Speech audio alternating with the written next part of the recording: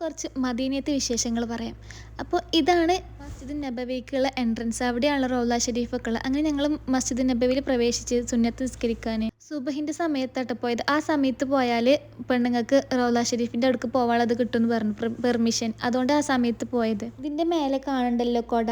ഈ കൊട ഞാൻ വീഡിയോസിലും ഫോട്ടോസിലും മാത്രമേ കണ്ടിട്ടുള്ളൂ. രാത്രി വാടും രാവിലെ വിരിയും. അങ്ങനെ അതും ഞാൻ നേരിട്ട് കണ്ടു. അങ്ങനെ ഞങ്ങളും റൗള ഷരീഫ് കാണാൻ വേണ്ടിയിട്ട് വന്നത്. ഇതാണ് നമ്മളെ റൗള ഷരീഫ്, മുത്തുനബി തങ്ങൾ അന്തി ഉറങ്ങുന്ന സ്ഥലം. പക്ഷെ കുറേ സമയം അവിടെ നിൽക്കാൻ പറ്റില്ല, കാരണം അത്രയും തിരക്കാണ്. അപ്പോൾ പെട്ടെന്ന് കയറി 2 റക്അത്ത് സുന്നത്ത് നിസ്കരിച്ചാണ്ട് വേഗം ഞങ്ങൾ അവിടെ നിന്ന് പോന്നു. അങ്ങനെ റൗള ഷരീഫിൽ നിന്നും പോന്നു. ലാസ്റ്റ് മുത്തുനബിയോട് സലാം പറഞ്ഞ് ഞങ്ങൾ മദീനയിൽ നിന്നും മടങ്ങി. ഇത് കുറച്ച് മസ്ജിദ് നബവിൻ്റെ ഫോട്ടോസാണ് കേട്ടോ. എന്തോ എത്ര വീഡിയോസ് ഫോട്ടോസ് എടുത്തിട്ട് മതിയാവണില്ല, അങ്ങനെ കുറേ എടുത്ത് വെച്ച്. അപ്പോൾ കുറച്ച് ഞാൻ ഇതിൽ അപ്ലോഡ് ചെയ്യാമെന്ന് വിചാരിച്ച്. പിന്നെ പോയത് ഉഹുദ്ക്കാണ്. ഉഹുദ് മല ഉണ്ടല്ലോ, ഉഹുദ് യുദ്ധം നടന്ന സ്ഥലം. അങ്ങനെ അവിടെയും പോയി. ഉഹുദ് മലേൻ്റെയൊക്കെ ഉഹുദ് യുദ്ധത്തിൻ്റെയൊക്കെ അറിയുണ്ടാവുമല്ലോ, പിന്നെ അറിയാത്തവരും ഉണ്ടാവും. ഞാൻ പറഞ്ഞുതരാം. മുത്തുനബിയുടെ മുൻപല്ല് പൊട്ടിയ യുദ്ധം. പിന്നെ അവിടെ തന്നെയാണ് നമ്മൾ അസദുല്ല എന്ന് പറയുന്ന ഹംസ റളിയല്ലാഹുവിൻ്റെ ഖബറുടെ ഉള്ളത്. പിന്നെ പോയത് മസ്ജിദുൽ ഖിബലത്തേനിക്കാണ്. അവിടെ 2 ഖിബലയുണ്ട്.